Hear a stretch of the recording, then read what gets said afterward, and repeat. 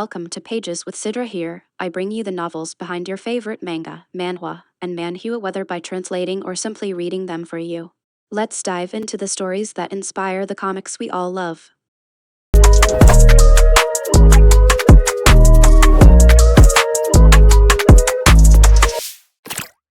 I got a cheat ability in a different world and become extraordinary even in the real world. Volume 14.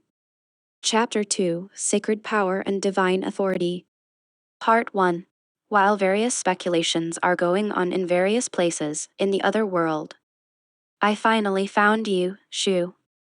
Iris and the others have tracked down the whereabouts of Katana Saint Shu Zakuran and his crew. Shu confronted them with several holy in tow. Who? I didn't expect you to find this place. Are these all of you? It seems that the number of people I saw at the Heavenly Sacred Festival was not the same as the number of people here. The number of holy that Shu brought with him now did not match the number of holy that was at Shu's side at the Heavenly Sacred Festival, just as Iris said. Of course, this isn't all of them, it's just that we're already on the move. TCH, I guess we're a little late. It can't be helped. The dragons of Dragon Valley are tough, and it takes some time to defeat them. I never thought that you would use this land for your own purposes. Yes, Shu and his group hid in the Dragon Valley, which was said to be as dangerous as the Great Devil's Nest. There was a dragon that had become a false god sentinel in the past, but since Yuya had defeated it, its existence was not exactly known, and it was only told as a fairy tale. However, the dragons that inhabit the land are still strong, and ordinary people cannot even get close to this place. Thanks to your flashy use of visual magic, we were able to track you.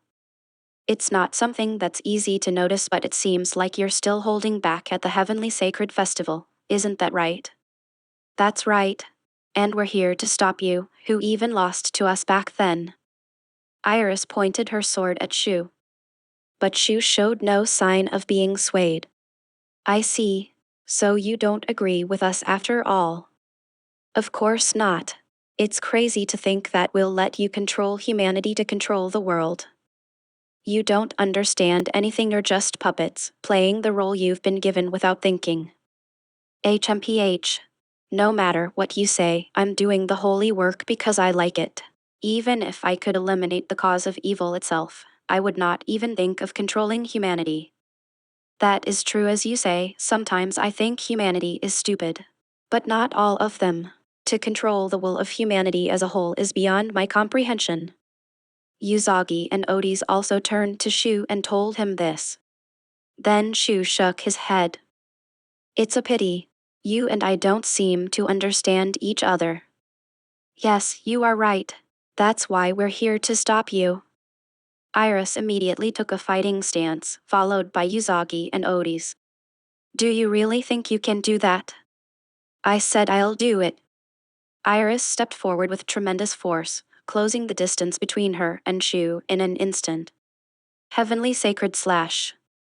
And then she unleashed an attack that unleashed the full force of her holy power. But I won't let you do it. Exclamation. Suddenly, the sound of a plucked stringed instrument rang out through the air. At that moment, the sound became a mass of magical power, and it repelled the sword Saint Iris' sword that was approaching Shu. How outrageous of you to fail to understand our noble principles. Tone. Iris' attack was blocked by Tone, a bard-like man who held a lyre-like instrument in his hand. Then, following Tone, two new men stepped forward to protect Shu. If you try to interfere with us, we won't show you any mercy. At the Heavenly Sacred Festival, we had a hard time because Shu told us to hold back, but from now on, we can really get serious, right? Leo, Sierras. The new men standing in front of Iris were a lion-type beastman and a deer-horned beastman. The lion beastman was Leo Vanguard, the Fang Saint. The deer-horned beastman was Sierra's Reinhorn, the Horn Saint. Each of them was a member of the Holy with their own characteristics as a race. Leo made a movement as if he was relaxing the muscles in his neck and shoulders, then he smiled wildly. Then he bared his fangs at Iris with tremendous force. I have long been convinced that you are the strongest in the heavenly sacred festival. HMPH! Exclamation. But when Leo attacked Iris, Usagi rushed in and kicked him. Leo noticed the kick, stopped suddenly, and jumped back. Usagi. Your opponent is me. Huh? You think you can beat me, you herbivore? As soon as Leo's whole body erupted with holy power and magic, he jumped at Usagi. But Usagi stared calmly at the attacker, dodged just in time, and kicked Leo in the torso. Huh? MGHH. Leo. I won't let you. As Sierra's was about to move to support Leo, Otis instantly created countless magic bullets and fired them at Sierra's. The barrage was so great that even though it was a small mass of magical power, it approached Sierra's while causing considerable damage to the ground. Tusk. Annoying. Iris. Get you while you still can. Yes. While Usagi and Otis held back the two holy, Iris jumped at Shu. But Tone moved to block Iris' attack. I won't let you do it. Sound domination. The moment Tone strummed his lyre, the sound became a wave of magical power that destroyed everything it touches. Iris, however, was undaunted by such an attack and met the wave of magical power head-on. How? What? Kahel. And the sword that Iris swung down annihilated the sound wave of magic power and slashed at Tone's body in a fluid motion. Thus removing the obstacle for Shu, Iris instantly closed the distance with Shu so that he could not escape while activating her divine authority. Wah! This is the end. Following the divine authority was an attack that mixed the power of the holy with magic power. In the face of this attack, Shu's torso was sliced open without him being able to dodge it. Shu collapsed silently. Seeing this, Iris and the others were convinced of their victory. What? Is that all you can do? Exclamation. The Shu that should have been cut open stood up again as if nothing had happened. Besides. Yes, that's right. For all the warnings I'd heard, it wasn't much of a force. How did you? What's more, not only Shu but also Tone, who should have been defeated, got up unharmed. Iris couldn't believe such a scene was happening in front of her eyes and was simply horrified. Iris was sure that she sliced through the bodies of Shu and Tone. There was no doubt about it. And yet these two were still alive and unharmed. And then... Ka. No way. Hey, what's wrong, Usagi? I see, so this is about the level of the magic Saint Sama. Usagi and Otis, who had just been overpowered, were now driven back. Moreover, both Usagi and Otis had activated their divine authority and were in a state of full power. While Iris was speechless, Shu turned his cool gaze to her. I see, I don't know how, but it looks like you're getting power similar to ours. But it looks like it's just a fake. A fake. In front of Iris, who was stunned and muttering, Shu unleashed his hidden power. Tone, Leo, and the others followed suit and released their power. It was a rainbow-colored aura, just like the divine authority that Iris and the others had summoned. However, unlike Iris and the others, the aura of Shu and Tone's group had a shimmering gold and silver around it. This is sacred power. Shu looked down at them from above as if he was in absolute control. Sacred power. This is the power we gained by becoming gods. God, you say? Iris is confused by these unbelievable words. Yes. You know there are those who believe in the existence of evil. If only they believed in it, their prayers would become the power for the evil. Knowing this, I decided to take the power of those prayers into my own hands. To destroy the evil more surely. Do you understand what I mean? It is simple. If evil can be worshipped as a god, then we can be gods too. It was truly a statement that could be called insane. But it was the realization of such a crazy thought that made Shu and his group so powerful today. It is absolutely wonderful. I feel like an idiot for not taking this approach before. That's why we who have attained the power of gods have decided to control humanity. Do you understand? If you are a god, it is easy for you to control the emotions of humanity. By making themselves the object of faith, Shu and the others were able to obtain the power of prayer that collects there, and they were able to obtain sacred power. This sacred power was truly the power of a perfect god, a mighty power that Iris and the others, who could only use their imperfect divine authority, could do nothing about. Divine Fang Impulse. Divine Horn Piercing. Guu. Guyao. Yuzagi. Odis. While Iris was horrified by Shu's words, Yuzagi and Odis, who were fighting against Leo and Sierra's, were blown away. Then Leo and the others came closer and surrounded Iris. Well, it was unexpected that you were able to find this place, but I'm glad that you did. This way, we can get rid of you, the disgruntled elements, altogether. Kahahaha. Oh, come on, Shu. Are you kidding me that these guys are disgruntled elements? Weak people like them are the same with or without us. Ka. Shu said calmly to Leo, who said it condescendingly. You don't have to say that. Just as we have this power, anything can happen in this world. Even though it is a fake, they have obtained a power similar to ours. We should be very careful until the end. Then what are we going to do about them? Of course we'll wipe them out here. At that moment, Shu's tremendous pressure dominated the surroundings. The pressure that seemed to suffocate all existence pressed down on Iris mercilessly, and she could no longer stand it and fell to her knees. Puh. Don't look down at me. Iris forced herself up and raised her sword. How? Then she unleashed the full force of her divine authority, holy power, and magical power, and unleashed the full force of the attack that Iris is capable of unleashing right now. Heavenly Sacred Slash.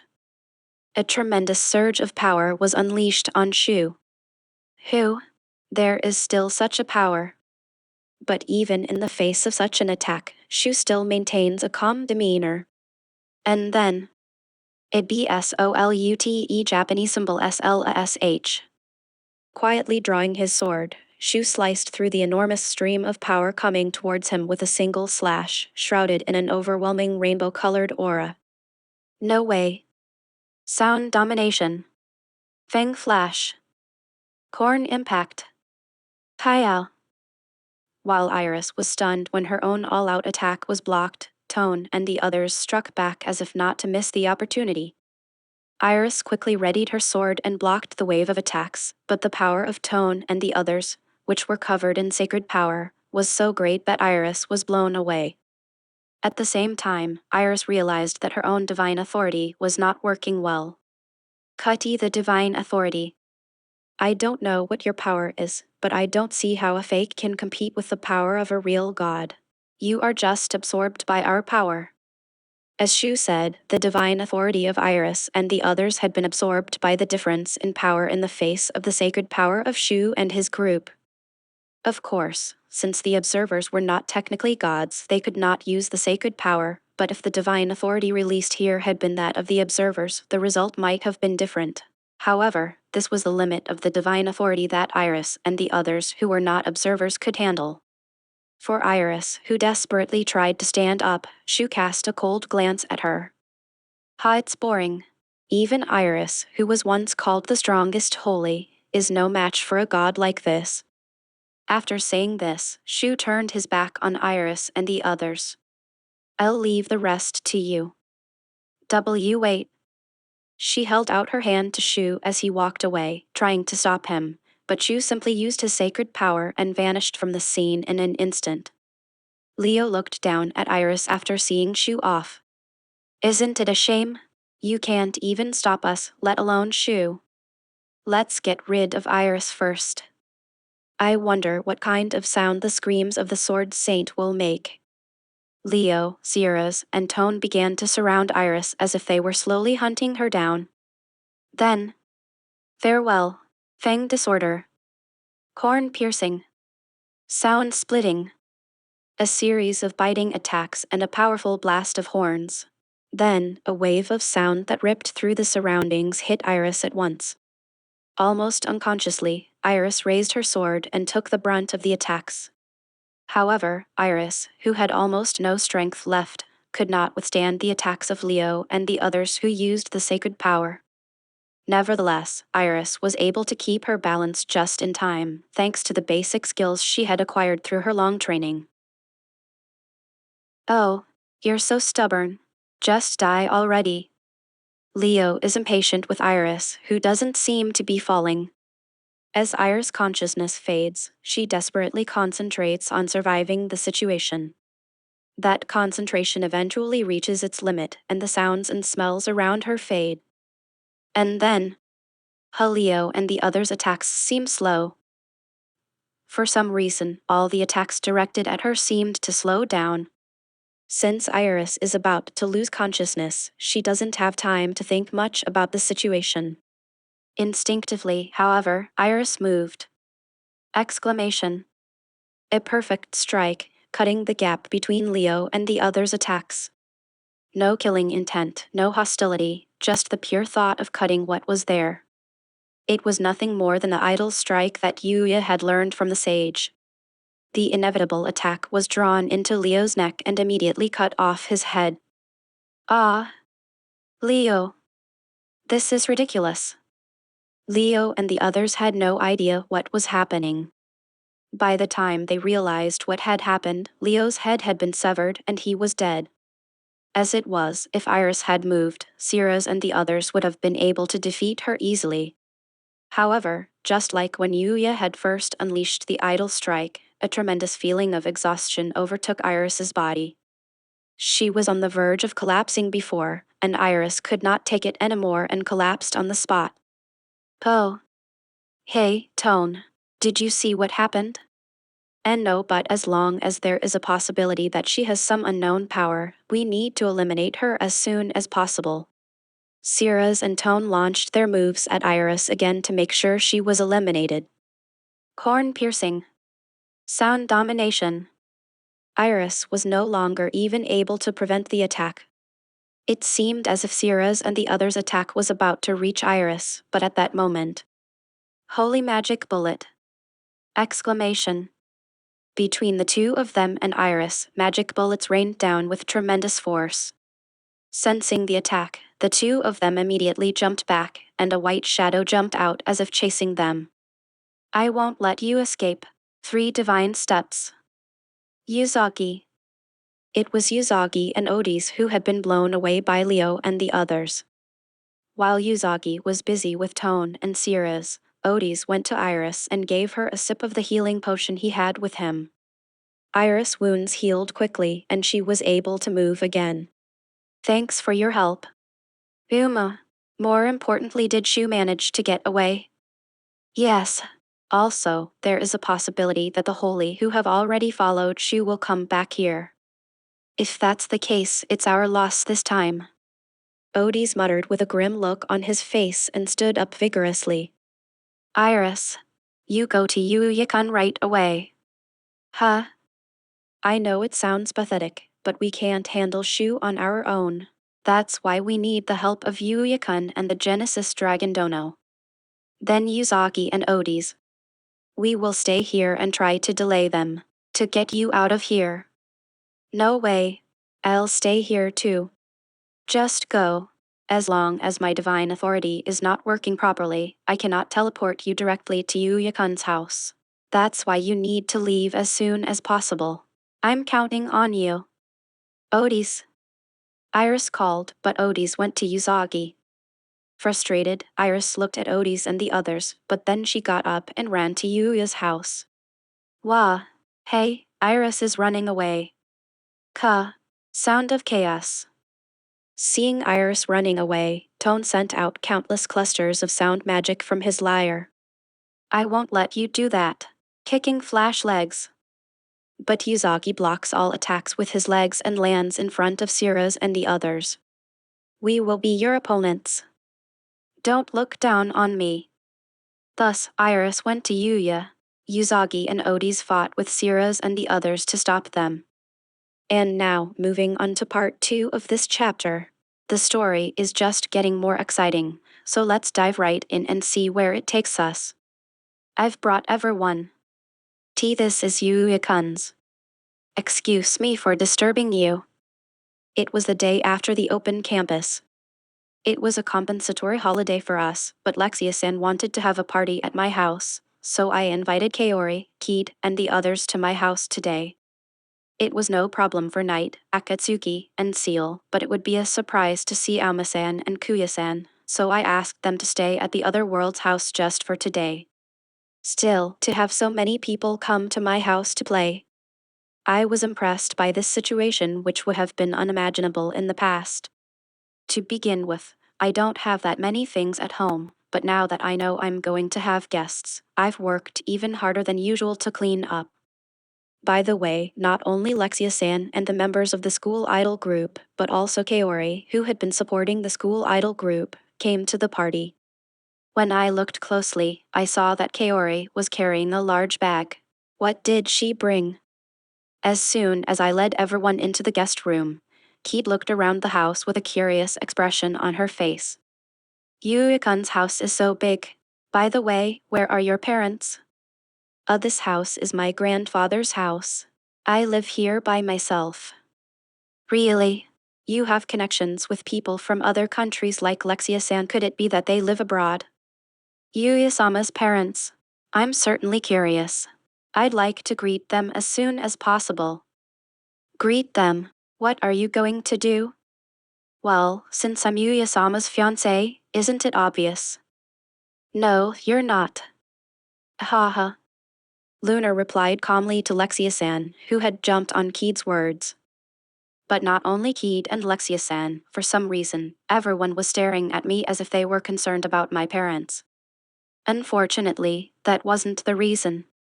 No, it's not that you see, me and my parents don't get along. Oh, so that's it. I'm sorry. Keed looked apologetic at my words. But now I have Knight and the others and everyone else plays with me like this. So I didn't really care that I didn't get along with my family. It's okay, don't worry about it. I wonder how Yuta and Sora are doing? And my father and mother, too. Now that I've been able to properly control the spiritual power that was the cause of their dislike, I thought it would be nice to be able to talk about it properly one day. Woof. Buhai tilde. Pai.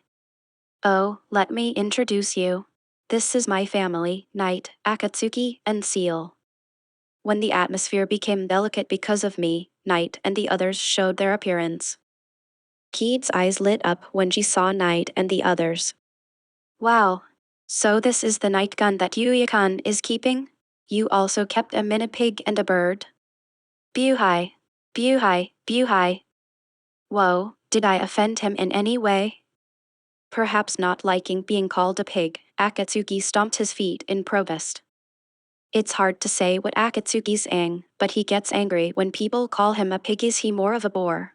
Anyway, Akatsuki is Akatsuki.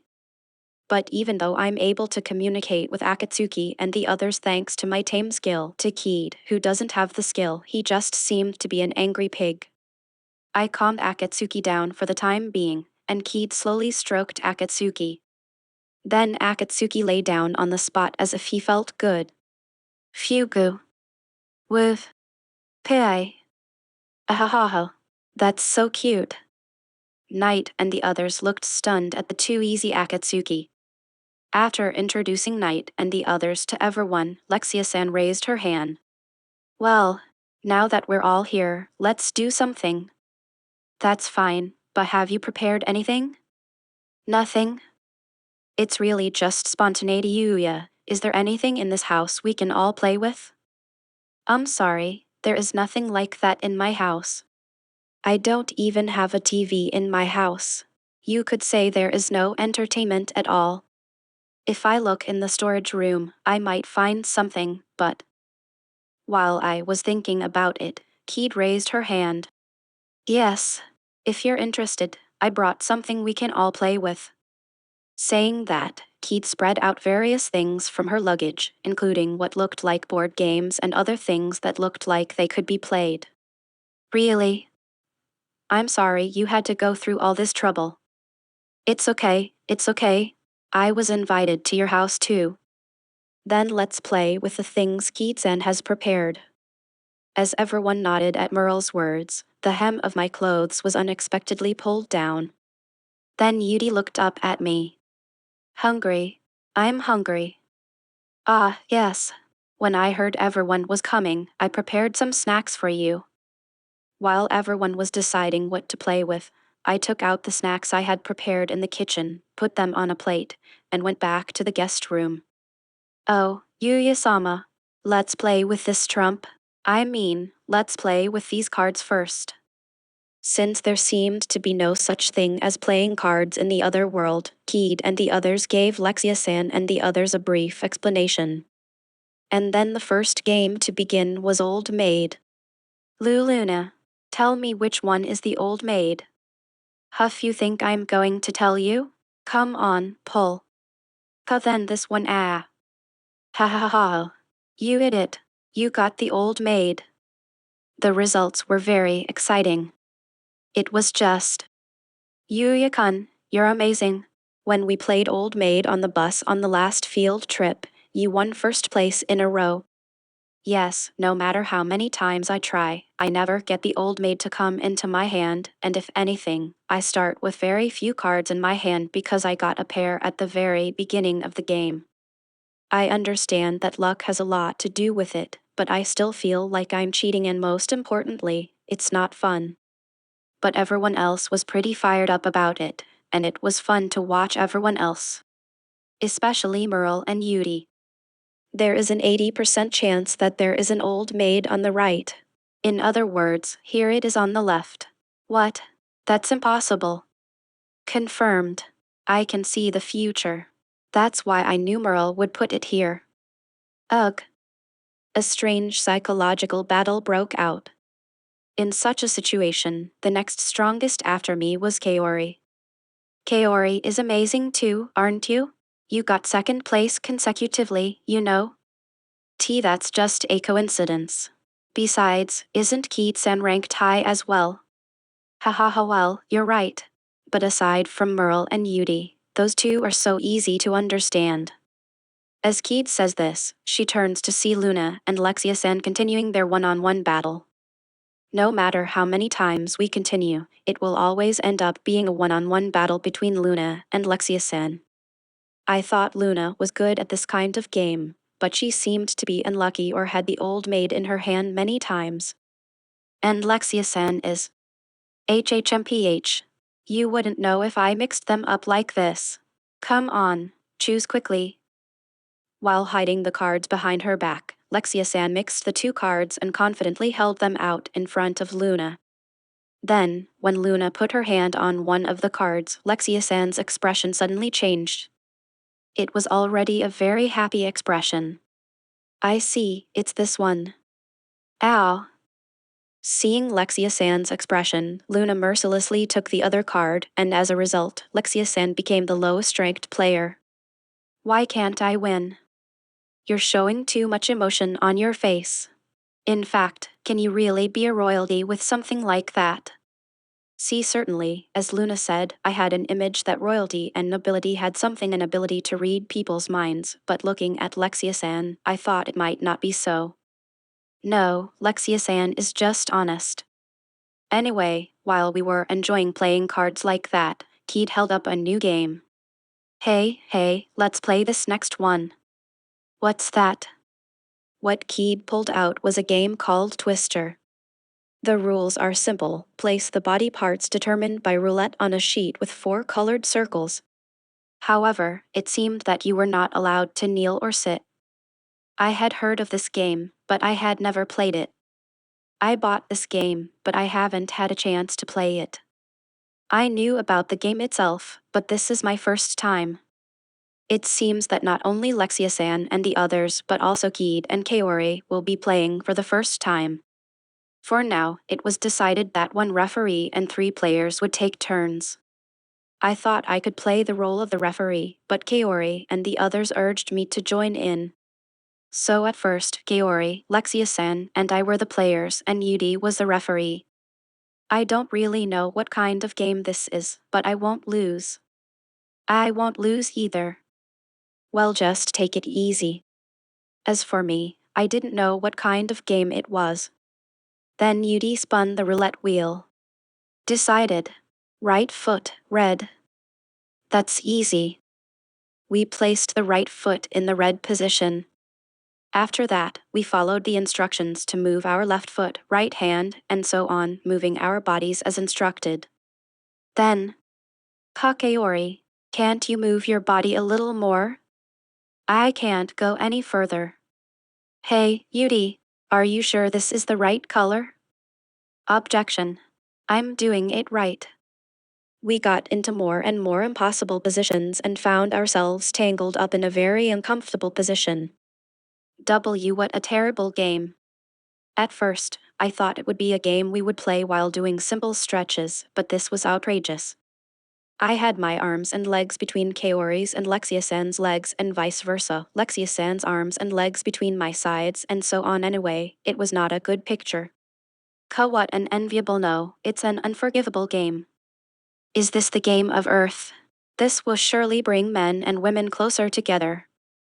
I'm sorry to bring this up, but this is the one you shouldn't play with skirts, you know. As Keed said, since everyone is wearing skirts, it's hard to look at them. I desperately tried to avert my eyes while holding an impossible position, but Yudi told me nonchalantly. Decision. Lift your right foot. Lift. Is there such an instruction? Affirmative. Roulette is absolute. What's the matter, Yudi? You were never such a roulette believer. But the rules of the game require us to put our feet up here. But this is very bad. No, it's really bad. After all, my right leg is between Lexia-san's legs right now. If I lift it, Lexia-san's skirt will be.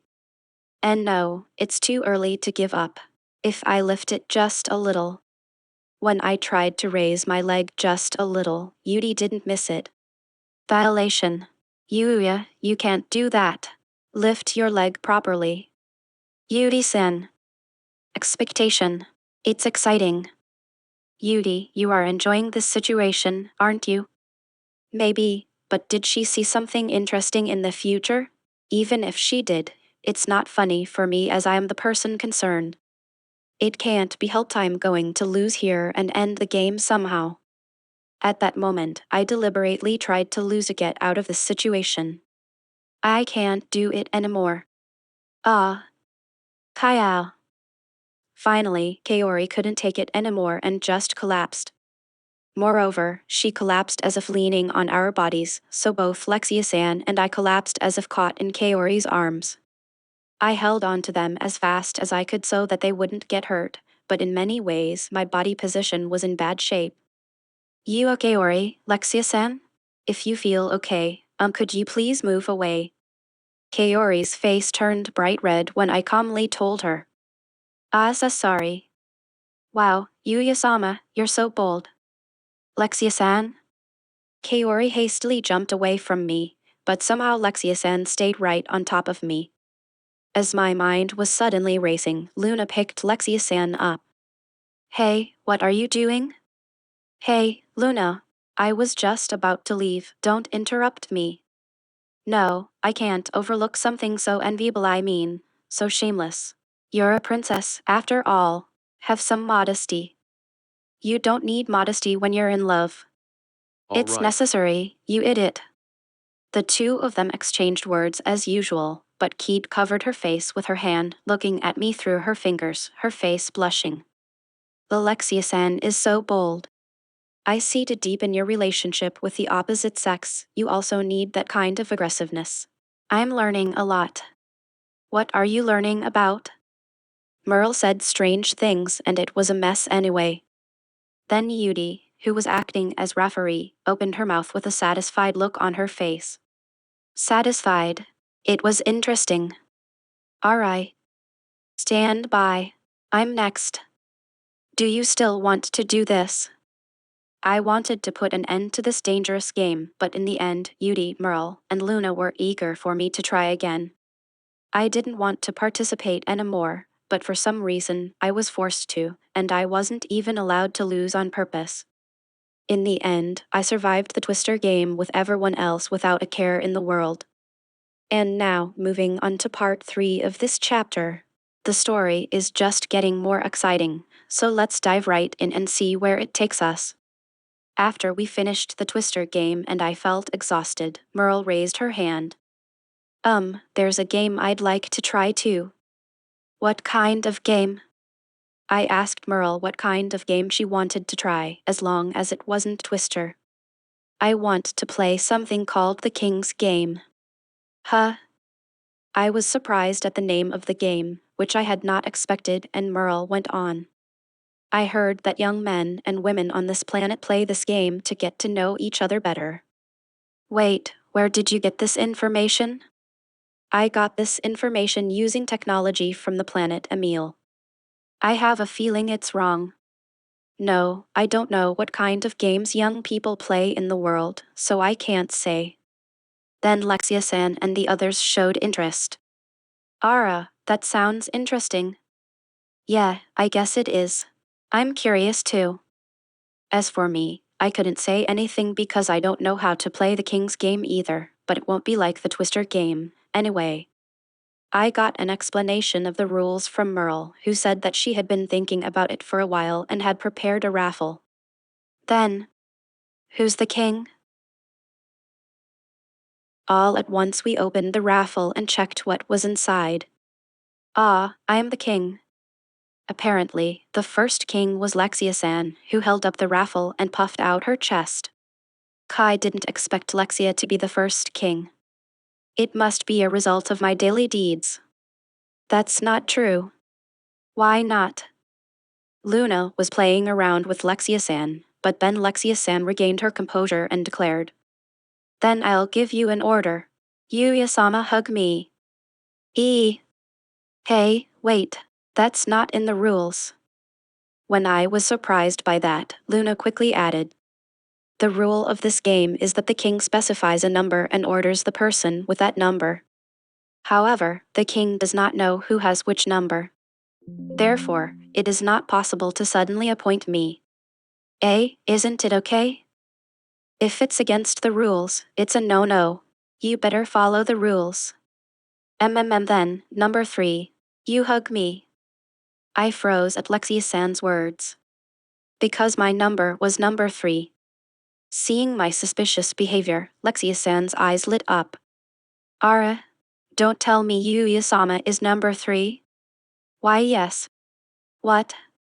Lexia-san, you're cheating. For some reason, Kaori and the others were looking at Lexia-san with resentment, but I had none of it. It's strange, I thought that once I was free from the Twister game, I would be fine. Can't you give me another order? No. What the king says is absolute, right? What am I supposed to do if Lexia-san, who is a real royalty, says it's unfashionable, or... To my confusion, Lexia-san held out her hand, waiting for me to hug her. Come on, you better hurry, or we won't get to the next one, right? I understand. I hugged Lexia-san very nervously and shyly. The moment I put my hand around Lexia-san's back, she hugged me. Ow. Fufu. Is that good? I could hear her call out from behind me, but I didn't have time to think about it. I tried not to think about anything else and managed to finish the mission. Is that it? Can I hug you some more? Please give me a break. My heart can't take much more of this. I was only cheered up by the fact that my friends were coming to my house to play, but when you think about it, they are all girls, and this situation of having so many girls gathered at my house is strange. Well, this time is the celebration of the success of the school idol stage, so it's only natural that there are many girls. Anyway, it was a heartbreaking experience for me. Then, before I knew it, the tickets were being collected, shuffled, and given out again. Ugh, next time, I'll be the one to win. I'm with Yuya-kun too. For some reason, Luna and the others are strangely full of motivation and look at me. Isn't it strange the main purpose of the game has changed? What's the fun in doing something about me at all? Well, there's no way that I'm going to be chosen over and over again like this, and there's a chance that I'm going to be king, too. Let's take it easy. While I thought that, the next king raised a hand. Ah, I got it. I'm the king. Then it seemed that the next king was Keed, who was very happy. Then, let's see then how about the person who is number 5, give me a good pat on the head or something like that. Why? I was holding a ticket with the number 5 written on it. That's strange, you know how can I be nominated so many times in a row? No, it happens, that's why I was nominated. On the other hand, Keat's eyes lit up when she saw me freeze and realized that I was number 5. Could it be that Yuikan is number 5? Yes. Then may I ask you to do as ordered?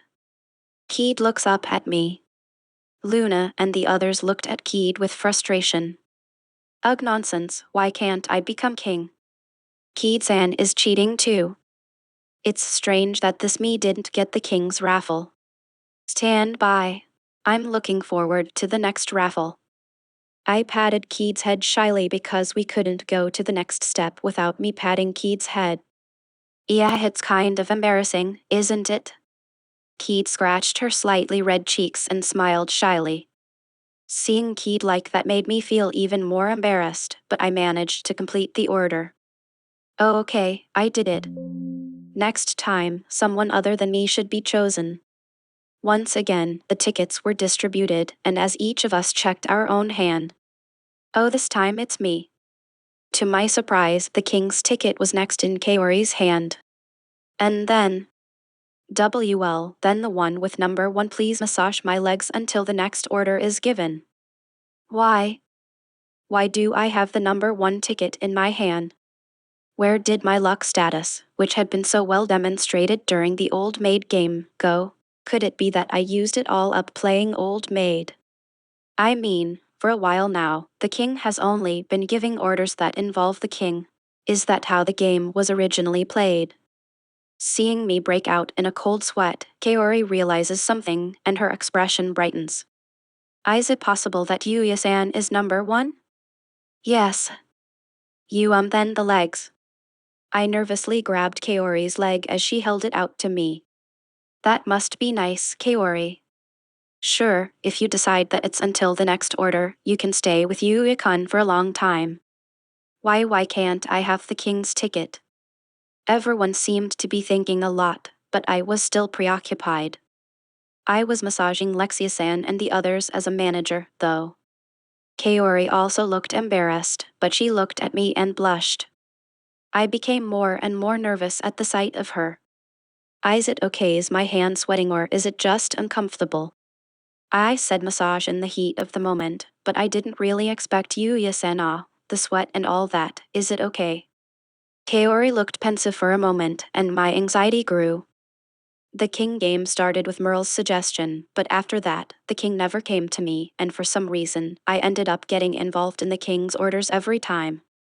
I guess my luck status was not working after all. Anyway, the party went on happily.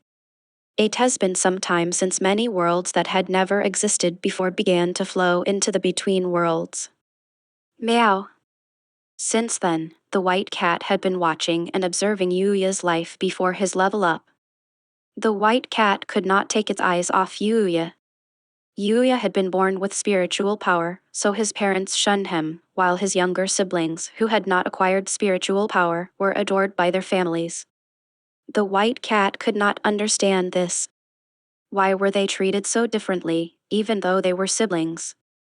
It was a feeling that was completely incomprehensible to the white cat, who had never known the existence of a family. After that, the white cat continued to watch Yuya's growing figure. Yuya lived a miserable life, bullied by children his own age.